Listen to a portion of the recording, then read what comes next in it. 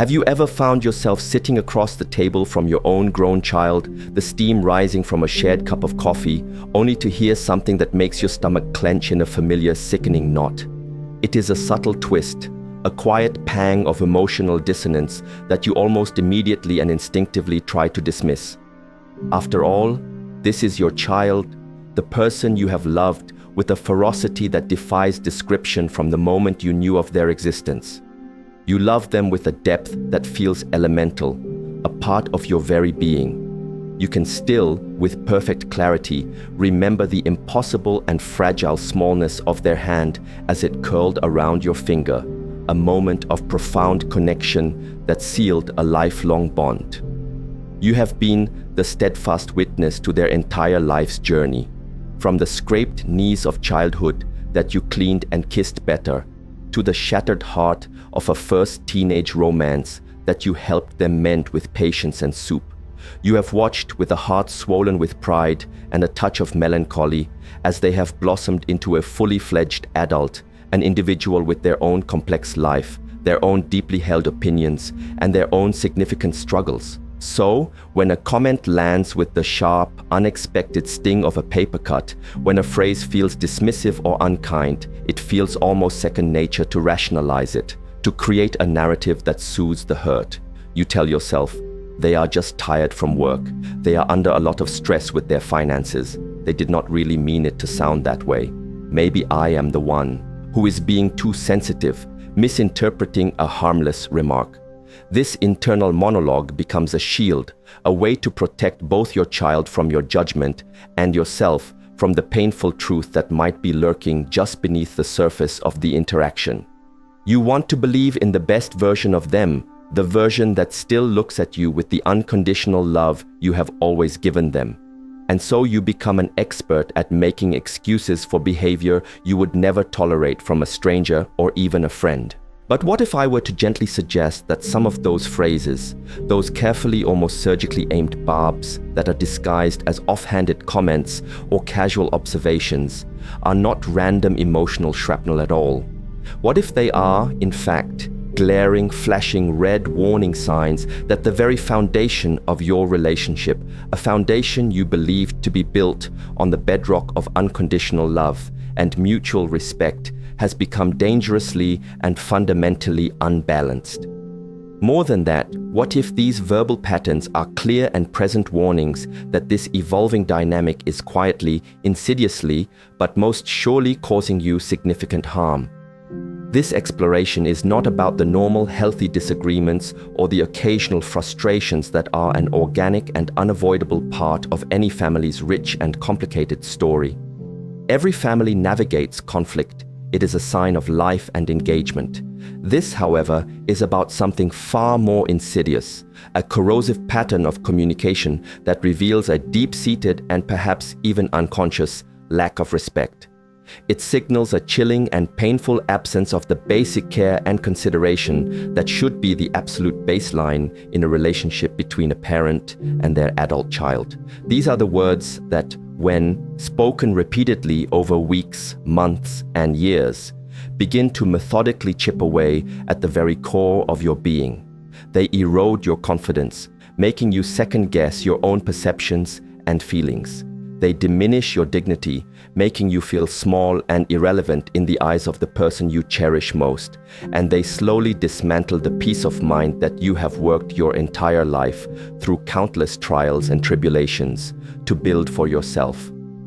If you continue to ignore these warning signs, if you continue to make excuses and sweep the hurt under the rug in the name of keeping a fragile peace, you risk losing something far more precious and irreplaceable than a single argument or a pleasant afternoon. You risk, in the end, losing the very essence of yourself to a slow, creeping emotional erosion that will leave you feeling empty, confused, and profoundly alone. There is a phrase, or rather a sentiment, that can act like a slow-acting poison in the heart of a parent-child relationship, corrupting it from the inside out until all that remains is a hollow shell of resentment and obligation. It often hides in plain sight, masked by the language of pain or struggle, yet its intent is unmistakable. It is the pervasive and toxic belief of, You owe me. This sentiment may not always be spoken so directly or so crudely. In fact, its power often lies in its subtlety and its ability to masquerade as righteous grievance. Instead, it might be veiled in emotionally charged comments like, "Well, after everything you put me through during my childhood, this is the least you can do." Or it might be whispered with a heavy sigh of deep-seated resentment, "I would not be in this difficult financial situation if you had just been a better, more supportive parent." The underlying message, however, is brutally and painfully clear. They believe on a fundamental level that you are indebted to them for their life's circumstances. Your time is not a gift you offer, but a payment they are due. Your money is not a generous offering of help, but a resource they feel entitled to collect. Your emotional energy is not a wellspring of love from which they can drink, but a reservoir they have the right to drain at will. Even your guilt becomes a form of currency, a tool they can expertly leverage to ensure you comply with their demands. It is as if the immense, boundless love you have given them has been taken hostage, and you are now required to continually pay an ever-increasing ransom for a debt you never agreed to incur, a debt whose terms are constantly changing to suit their needs. This dynamic, stripped of its emotional manipulation, is not about love. It is a clear and textbook case of emotional blackmail, a transaction built on power and control rather than genuine affection and care. Genuine love from a child, even an adult child who is bravely and rightly navigating the complexities and hurts of their own past, should ultimately be rooted in a foundational understanding of gratitude and mutual respect. This certainly does not mean they cannot or should not express their pain, ask difficult questions about their upbringing, or seek to understand the choices you made. Healthy relationships require these honest conversations, but a critical line is crossed when they begin to demand perpetual repayment for their life's challenges. When they weaponize your role as a parent, not for healing, but to manipulate you into providing for their adult needs. At that point, the relationship has turned toxic. You do not owe your adult children your entire retirement savings, leaving your own future in jeopardy. You do not owe them every last drop of your emotional reserves, especially when that energy is being drained from you without a single shred of appreciation or reciprocity. When a grown child uses guilt as their primary and most effective tool of connection, what you have is not a healthy family bond, but a deeply damaging and manipulative transaction that will ultimately leave you bankrupt, both financially and emotionally. "You're just old, you wouldn't understand." Has that particular phrase ever been leveled at you, perhaps during a discussion about modern technology, a new social trend, or even a serious life decision they are facing? It stings in a particularly cruel and insidious way. It is not a loud or aggressive outburst, but its dismissiveness lands like a quiet dagger to the heart, sharp and deeply wounding. In just a few short, condescending words, it renders you and your entire existence invisible. It carries the brutal implication that your entire lifetime of accumulated wisdom, all of your experiences, your hard-won triumphs, your profound heartbreaks, your countless mistakes, and every single lesson you have learned while navigating the immense complexities of this world is suddenly and completely irrelevant. You may have lived through seismic shifts in culture, navigated crippling economic recessions, witnessed history unfold in real time, mourned losses so profound they reshaped your soul, and celebrated victories that felt almost impossible. But all of that accumulated knowledge, that rich tapestry of human experience, is callously brushed aside with one dismissive, ageist word: old. The subtext is clear. You are a relic, a being from another time whose perspective has no value or application in the contemporary world. This is not only deeply hurtful, it is fundamentally untrue. Let this be perfectly and unequivocally clear. Being older does not make you irrelevant. In fact, it makes you invaluable. You possess a perspective that is, by its very nature, unavailable to the young. You have seen what they have not yet seen. You have survived what they cannot yet imagine surviving. Your viewpoint is a rich, complex, and deeply nuanced tapestry woven with the sturdy threads of resilience, adaptability, and hard-earned insight. When your own child, the person you brought into this world, uses your age as a weapon to silence your opinion, to invalidate your concern, or to simply ignore your presence in a conversation, they are not being modern or progressive or enlightened. They are being profoundly and unforgivably disrespectful. They are engaging in a form of prejudice that is no more acceptable than any other. You have every right, a right earned through the sheer act of living, to share your thoughts, to offer your guidance, and to express your love. Your age is not a weakness to be exploited for their convenience. It is a formidable strength to be honored and ideally to be sought out for its unique wisdom. If the person you raised has somehow forgotten that fundamental truth, it is not your responsibility to spend your precious golden years auditioning for their respect or trying to convince them of your worth. It is your job and your sacred duty to yourself to protect that worth, even if that means creating a respectful distance and stepping back until they are mature enough to remember who you are, the immense gift of life you gave them, and the lifetime of love that followed. There is a particular phrase that can sound mature, responsible, and independent on the surface, but you must learn to listen very closely for the implicit threat that is often hidden just beneath its calm exterior. The phrase is this: if you don't help me with this, don't worry about it. I'll just figure it out on my own, without you.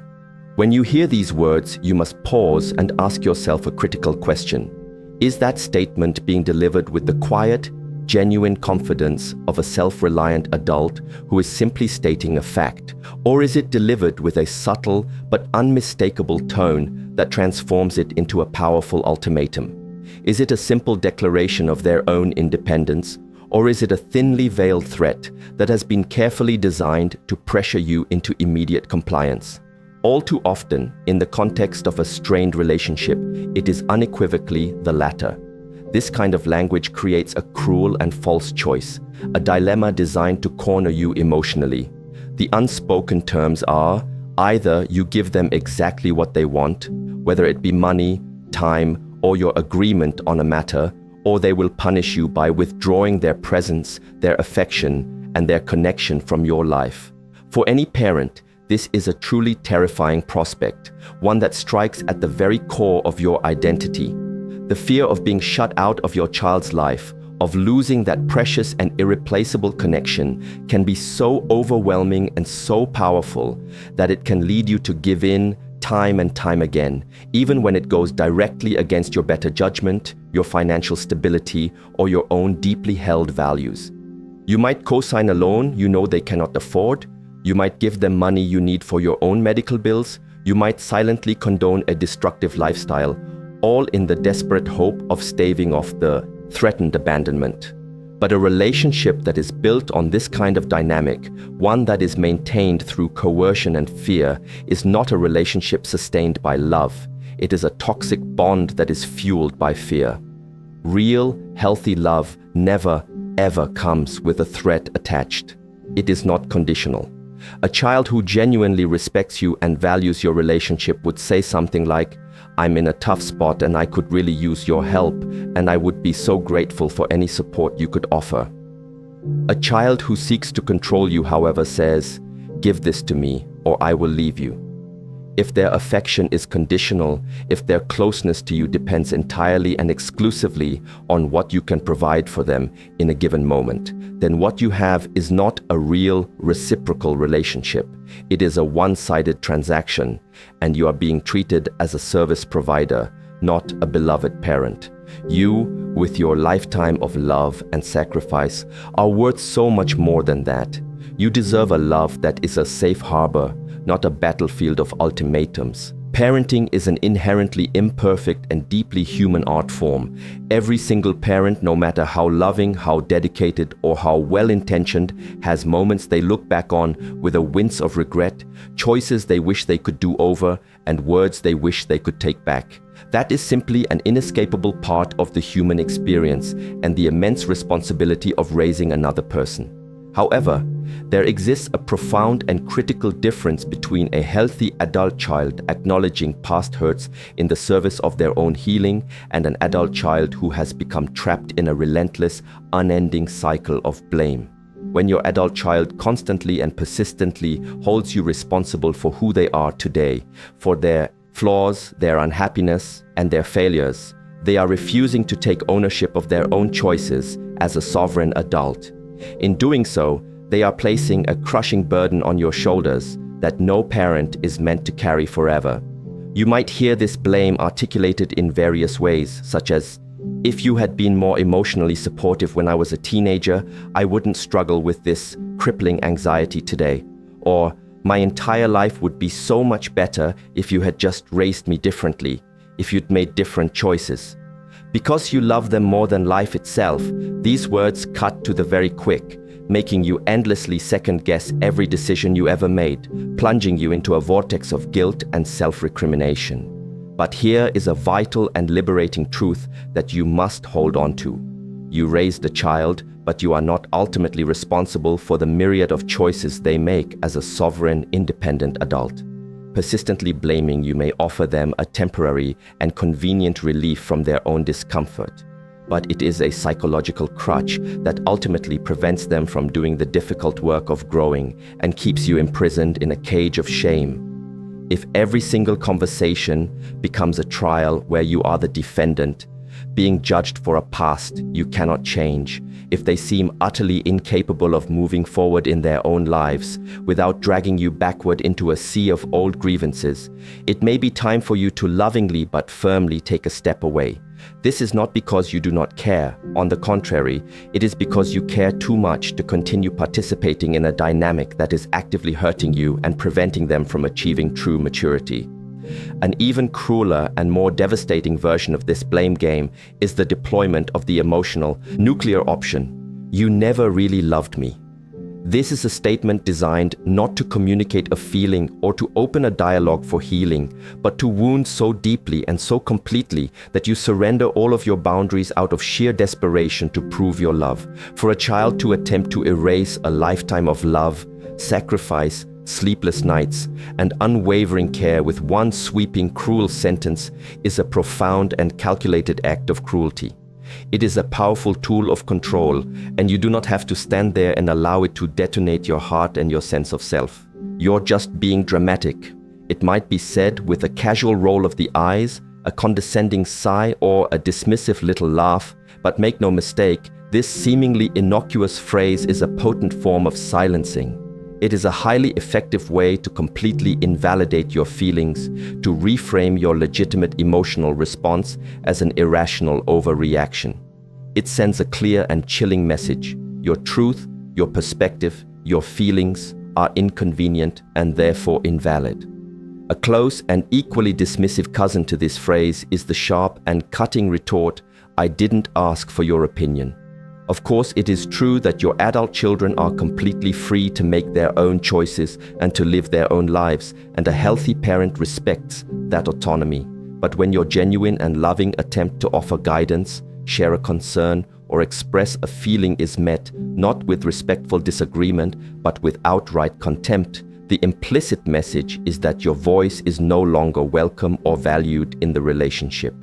Both of these phrases, and the myriad of similar ones, work in tandem to systematically push you to the sidelines of your own family. They slowly condition you to believe that your presence is only tolerated as long as you remain quiet, agreeable, and emotionally invisible. Over time, you may find yourself censoring your own thoughts and feelings, walking on eggshells to avoid triggering their dismissiveness, and effectively erasing yourself from the family dynamic in order to keep a false and fragile peace. But your perspective is not dramatic. It is rooted in decades of lived experience, in a deep well of knowledge about the world and about them. Your opinions are not a burden to be endured. They are a testament to a life fully and richly lived, a gift you are offering from a place of love. You have more than earned the right to speak, to feel, and to be heard without being subjected to mockery or disdain. You do not have to accept being made to feel small or foolish for simply expressing yourself. If the people who are supposed to be closest to you, the very people you nurtured into existence, cannot grant you the basic human dignity of listening to you with respect, even when they disagree, then you are well within your rights to create and protect a space for yourself where your voice is not only heard but is genuinely honored. This might mean limiting conversations on certain topics or spending more time with people who value your contributions and your emotional presence. Perhaps the most insidious, disorienting, and profoundly painful dynamic of all is when you finally summon the courage to address a real and hurtful issue in the relationship, only to have it expertly and cruelly flipped back on you. This is the moment when your adult child looks at you with conviction, after you have just expressed your pain at their behavior and says, "You're the one who needs help, not me." Now, in some exceptionally rare and specific contexts, this statement might come from a place of genuine, albeit clumsy concern. But far more often than not, especially when it is deployed as a direct response to your own grievance, it is a devastating tactic of deflection and gaslighting. It is a masterful, if often unconscious strategy for them to evade all accountability for their actions by turning the harsh spotlight of scrutiny directly onto you. Imagine this scenario. After weeks of anxiety and rehearsal, you finally sit down with your child to talk about the disrespectful and critical way they consistently speak to you. You use I statements, you are calm, you express your love for them. Instead of hearing your pain or considering your words, they counter with a swift and powerful accusation. "You know, you're always so negative. You're the one who is always finding problems. I think you're just unhappy, and you're projecting it onto me. Maybe you're the one with the issues who needs to see a therapist." In that single breathtaking moment, the entire dynamic has been inverted. You, the person who was hurt, have suddenly become the problem. The issue is no longer their behavior, but your perception of it, your negativity, your craziness. This is an incredibly dangerous psychological maneuver because it is specifically designed to make you question your own sanity. You start to wonder if they are right. Are you in fact overreacting? Are you misremembering events? Are you too sensitive?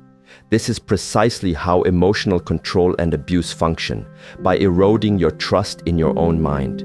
Being told that you need professional help as a way to shame, silence, or dismiss your valid feelings is not an act of support. It is a profound psychological attack. If your interactions with your child consistently leave you feeling confused, disoriented, insecure, and with the gnawing sense that you are somehow always the one at fault, you must recognize with absolute clarity that you are not in a safe emotional space. You are not required to remain emotionally available to someone who uses your own mind and your love for them as a weapon against you. If these words and scenarios have stirred something deep within you, if you have felt a painful, gut-wrenching pang of recognition in your heart as you have read them, please know this with certainty. You are not alone in this experience, and you are not bitter or unloving for finally acknowledging this deep and persistent pain. You are, in fact, incredibly brave. It takes immense courage to look squarely at a beloved relationship and admit that it is causing you harm. After a lifetime of giving, you deserve respect, not mere tolerance or grudging acceptance, but deep, genuine, and active respect that honors your personal history, your tireless effort, and the vastness of your heart. You deserve to be listened to, not as a formality, but as a valued and integral member of the family. You deserve to be cherished for the simple, irrefutable fact that you are the reason they are here in this world at all. This precious chapter of your life is not meant to be spent walking on emotional eggshells, constantly monitoring your words and managing another adult's moods. It is meant for peace, for joy, for contentment, and for genuine reciprocal connection. The journey forward, the path to reclaiming your own life, begins the very moment you stop brushing these painful incidents under the rug in the desperate and futile attempt to keep a false peace. It starts when you finally give yourself the permission you have long been withholding, the permission to draw a firm and loving line in the sand and to say, with quiet strength and conviction, "I love you, but I will not be treated this way anymore." This is not about abandoning your children or punishing them with your absence. It is about reminding them, and more importantly, reminding yourself that respect is a two-way street. It is about teaching them through your own actions that your love, your time, and your presence are precious gifts, not an infinite resource to be exploited or a debt to be endlessly collected. In time, with space and reflection, they may come to understand the new boundaries and learn to engage with you in a healthier, more respectful way. But even if they do not, you will have given yourself the greatest and most necessary gift of all. You will have chosen your own dignity over their dysfunction. You will have chosen your own peace over the exhausting, soul-crushing work of trying to please people who do not or cannot truly value you. You have earned your rest, you have earned your voice, and you absolutely deserve to spend your remaining years surrounded by a love that nurtures your spirit, not a dynamic that drains it dry. You are a person of incredible experience, unwavering resilience, and profound love. And it is time that your daily life begins to reflect that beautiful and undeniable truth.